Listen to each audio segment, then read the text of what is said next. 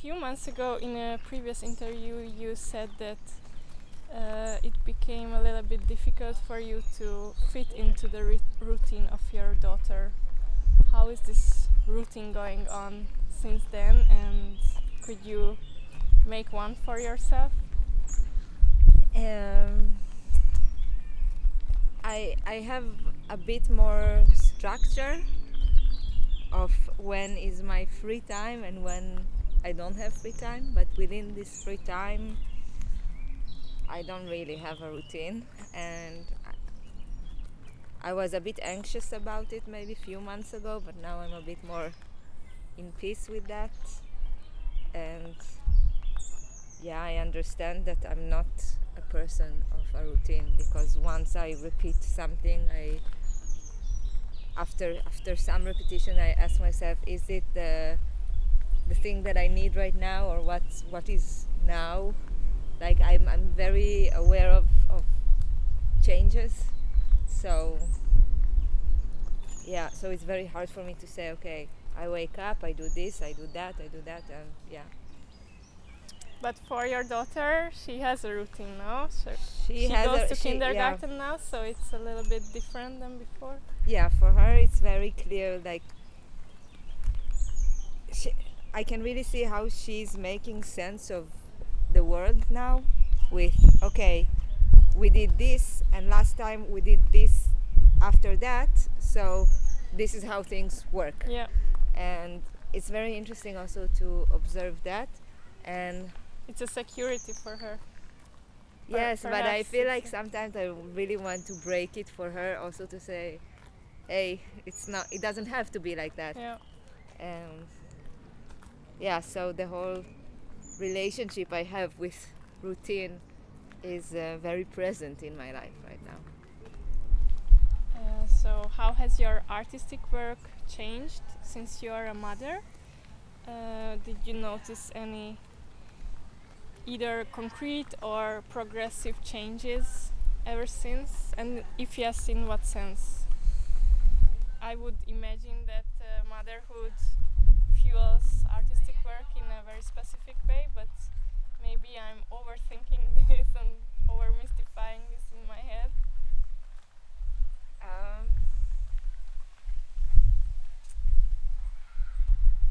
I would say it brought me closer to something that already existed before in terms of content, of what I'm interested in, which is it has a lot to do with consciousness and presence in terms of being here and now. I think both giving birth and accompanying my daughter has brought me very, very much to the moment, not planning ahead and not thinking too much about the meta, but more on the presence, on the small details that make us experience the world in a universal way, if that could make sense. And also it brought me very much to the fact that I have no time for bullshit. Okay. So you really go for what interests you or what triggers you, and yes, and I'm very much truth to my integrity. So I'm not trying to fit a trend. I don't try to satisfy or talk about my work in a certain way. I'm really trying to peel off all this unnecessary. Yes, and be just like I'm looking for more simplicity. If I say this term femme fragile, what comes to your mind? Which associations you have as a mother, a woman, a female artist, or just a human? just a human. Yeah. I actually think about fragility as a source of power and strength. So when I think of this term, it associates me more to the femme fatale, but then it goes to the femme fragile. Yeah. And I can be a femme fatale using my fragility. I would imagine. In general, I really think that a person who can accommodate their own weaknesses, acknowledge them, and allow them to be, instead of avoiding and fighting and putting a shell, is a person that has a bit more ease and therefore has much more strength. Yeah. I agree Yeah. completely. And how this comes to femininity,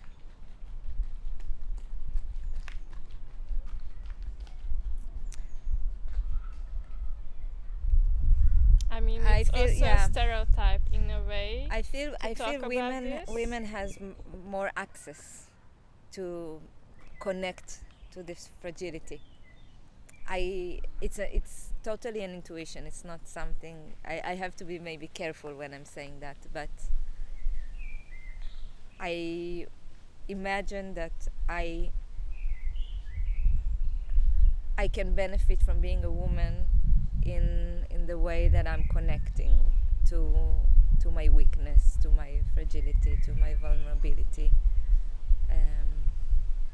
And this is also very much evident in my artistic work often.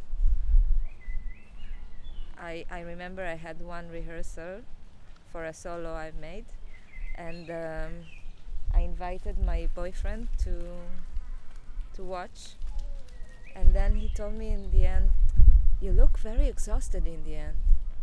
And then I'm like, yeah, like I'm not trying to hide it. Yeah. I think this is a part of the performance, or this is a part of the expression and the dramaturgy. This is what comes out of my body. Why should I hide it? And I think this is a very contemporary way of thinking, that It's there and should be present as it is. it's valid Yeah. and it's human, and it helps us connect through empathy, through similar experiences. And this empathy, I assume it grew since you're a mother even more, or you don't notice a change in this? I'm trying to figure out how do I expose myself in these weaknesses to my daughter, because it is important for me that she can experience me In a real way, or with whole of who I am, not just I'm your mother, I'm an authority, I'm strong, I'm a strong woman, I want you to be a strong woman. Like, no, I can also be sad and angry and make mistakes and be weak and get a awa on my finger. So, again. you are living in Vienna with your daughter and with your partner, but I assume that your families are mostly living in Tel-Aviv still. How do you manage this life without much help, and how was it in the beginning after giving birth? We get quite a lot of help from friends.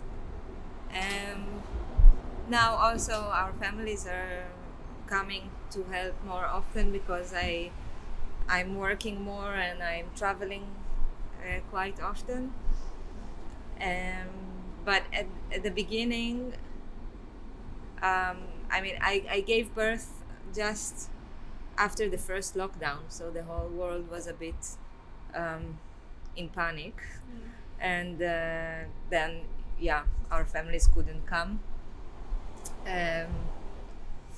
And I also didn't want them to come in the beginning. I wanted at least the first 2 weeks to stay just us, to get used to the new situation. yeah, the new status, and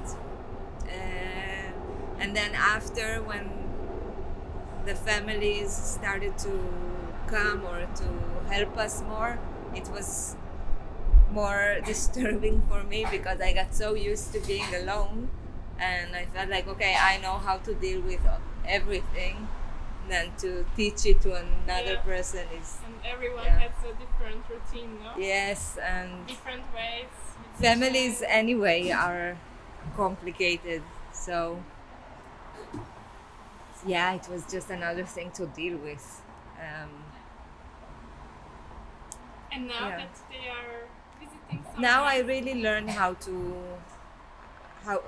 when to ask and how to deal with the help, or how to really use this help, and it is helpful, and I'm happy for her to be around family and to get to know the broader family.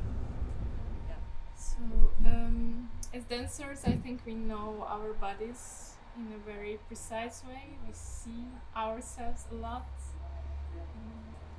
Yes, I think we are quite in peace with our bodies, but pregnancy and giving birth might change us a lot. How is your relationship with your body after this time and experience? Has something changed, and if yes, how? I think I never was in peace with my body. I always had a very complicated relationship with my body. Even though I think the last couple of years before getting pregnant was a bit more easy. Okay. And may I Um, ask, in what way were you not in peace with your body, or? In my entire education, I was always told that I will never be a dancer, and I was always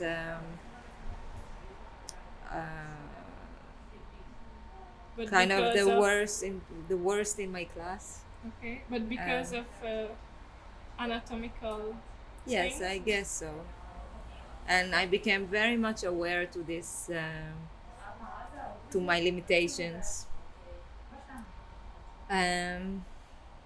which are not the worst thing, but dance education can be very destructive in this sense, and for me it was. But I worked on it a lot, and hey, I made a career, so Not so bad after all, no? take that, all the teachers. Yeah. Yeah.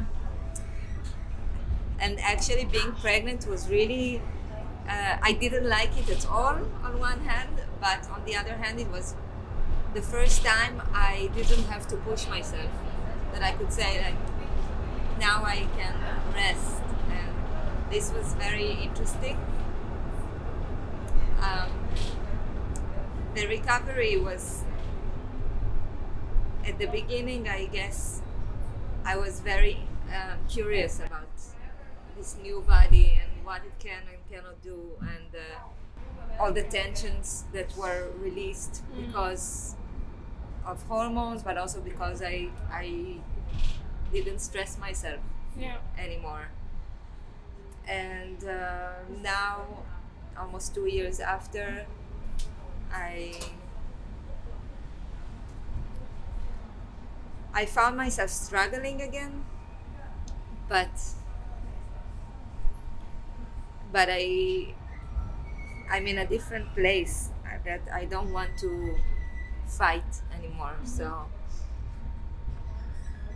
I'm relearning how to approach movement from this place now, and like physiologically, what has changed is the whole connection to the core, the pelvic floor, the shoulders from mothering, from carrying, from breastfeeding is really like I really had to work on that. Yeah, I think parenting is very, very intense for the body. Of course, bearing a baby and giving birth is life-changing experience also body-wise, but parenting is more intense than I would imagine before. You seem to be a very non-linear person who's following her intuition and stays open, but I don't know, I assume that you don't always have a steady plan. And you also said in the beginning with the routine that you're not this type of person. How is your relationship with time?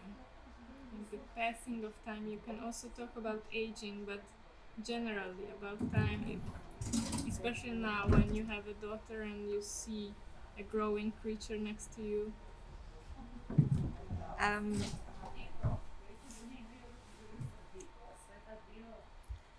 I realized in this last 2 years that that my inner rhythm is not really in line with what society expects, and this can be very frustrating many times, but I'm trying to come to peace with that as well. And I think generally I'm not I don't feel like I'm so special in the world, so I feel that time is dimension, and I don't have to take too much to be too much involved with it. It's there anyway, so I'm really not a person who is who has to live every day like it's the last. It's like, okay, today I didn't do anything productive, fine. I mean, I will never go backwards anyway. Things are always moving forward, and why do I have to put so much effort in achieving success? It's like I find small successes. So you don't focus on this so much, no?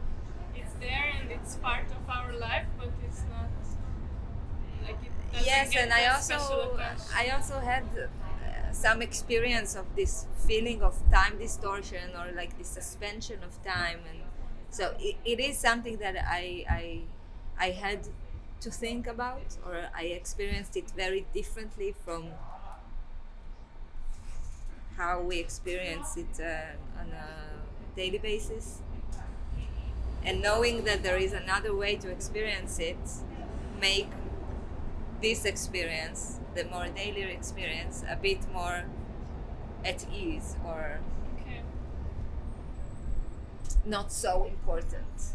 Are you talking about your experience with the psychedelics, or it's something else? Yeah, also. Because, I would like to ask you about that also. Yeah. And maybe we can continue. So how was that for you, and how did it change you? In what way? In what sense? Also, what kind of experience you had, if you want to talk about it? Yeah, I had some experiences with LSD and mushrooms and ayahuasca, peyote. I'm very much interested in all this altered consciousness and transcendency. And I feel that it's every trip that I take, or every ceremony that I'm taking part in, it's equal to at least 20 sessions of therapy. Okay. So there is a lot of knowledge in our body already, and sometimes we need something to access it, something external. For me, it's not a problem. I think people do it anyway, every day, with coffee and with sports and with alcohol and all kinds of medication. So I don't find this so different. And yeah, I think a bit similar of my relationship with time. It made me realize how unimportant I am in the world, which is a great thing to experience. Like, all this self-importance makes us act and interact in sometimes such ugly ways that I'm really happy sometimes to like Take a step back and be a bit more in this, like, observing what there is, instead of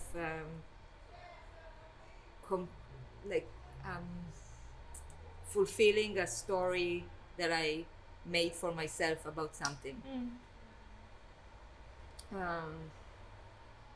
It allowed me experience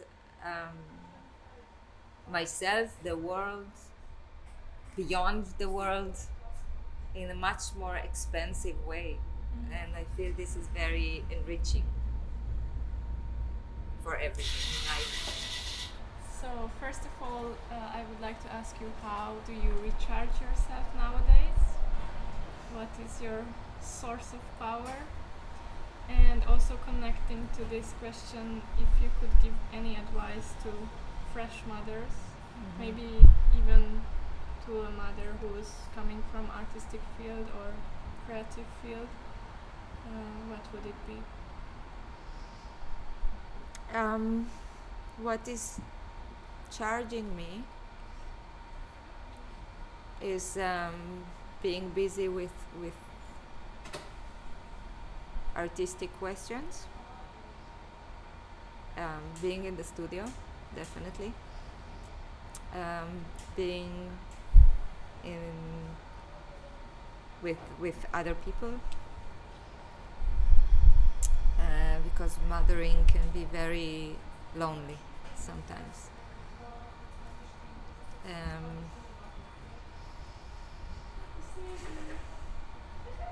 I think also moving, like getting in touch with my movement, that is not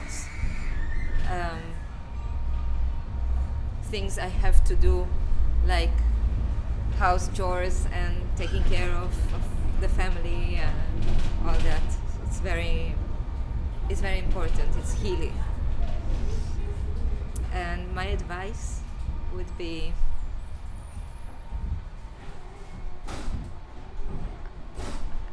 spend as much time as you need with baby, with your partner, with yourself, and don't stress about getting back to work, being productive.